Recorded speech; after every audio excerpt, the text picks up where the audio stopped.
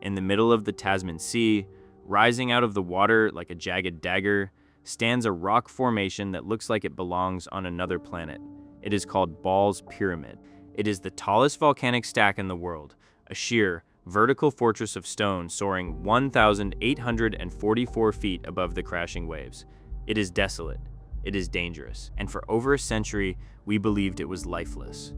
But we were wrong, because clinging to the edge of this terrifying precipice, hiding in the dark, was a secret that would overturn a death sentence that had stood for 80 years.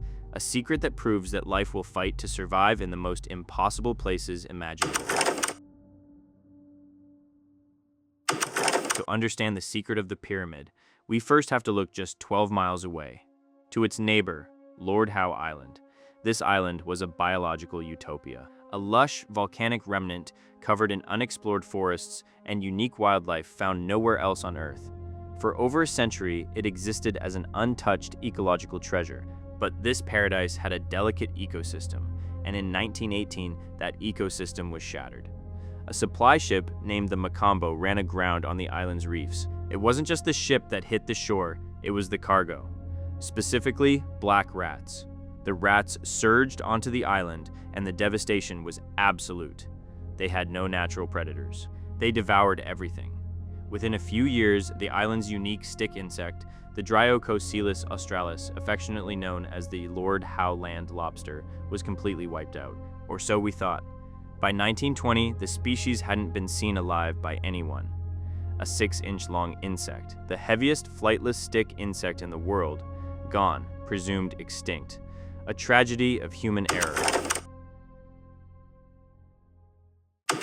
Decades passed. The land lobster became a memory, a ghost story told to tourists. Meanwhile, the ominous rock next door, Ball's Pyramid, remained virtually untouched. It is a geological monster, a remnant of a 6-million-year-old volcano.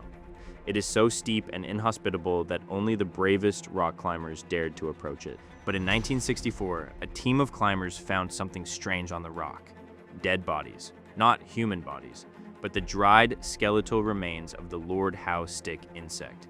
It seemed impossible. How could a flightless insect, unseen for over 40 years, end up on a vertical spire surrounded by miles of open ocean? Scientists were baffled. Climbers reported seeing more dead specimens over the years, but never a living one. The mystery deepened. Was this a graveyard, or was it a fortress? If these dead specimens were just ancient remains washed up by storms, the story ends here. A footnote in the long record of extinction.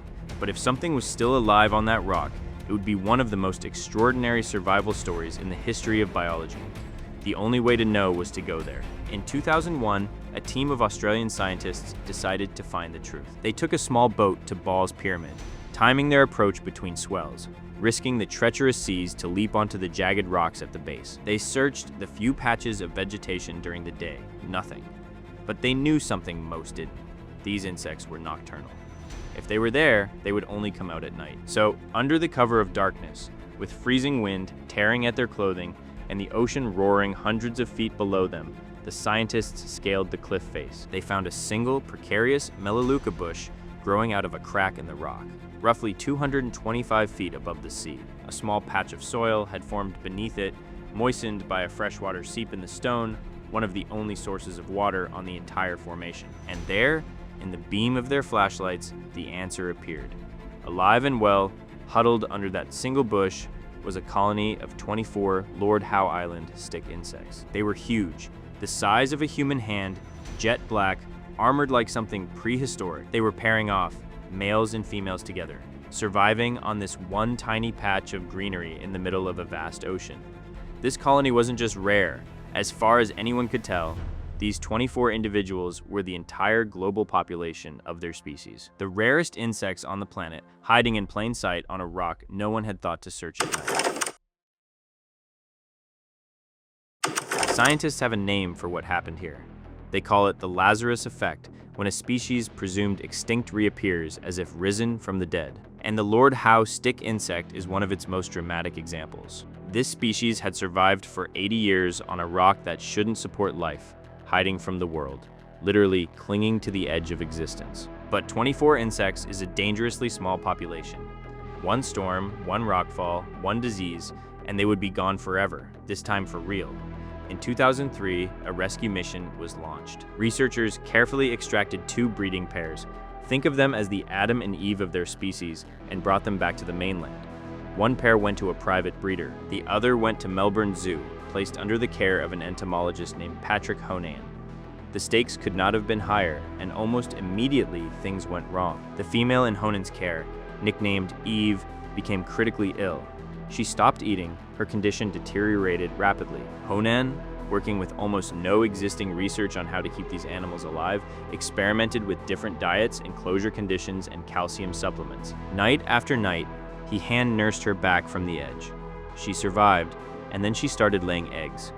From those few survivors pulled off that impossible rock, the population exploded. By 2016, over 13,000 individuals had been bred in captivity. Populations have now been established in zoos across the United States, Europe, and Canada, a global safety net to ensure the species never faces total extinction again. In 2019, after one of the most ambitious rodent eradication programs ever attempted, Lord Howe Island was declared rat-free, the very threat that started this story, eliminated over a century later. And now, for the first time since 1918, scientists are preparing to release captive-bred stick insects back onto the island where they were born. The land lobster is going home. It took 80 years of hiding on a rock in the middle of nowhere. It took a handful of scientists crazy enough to climb that rock in the dark. It took one entomologist refusing to let a single insect die on his watch. But life found a way back. If this story surprised you, there are more like it. Subscribe, because the world is full of things hiding in places we haven't thought to look.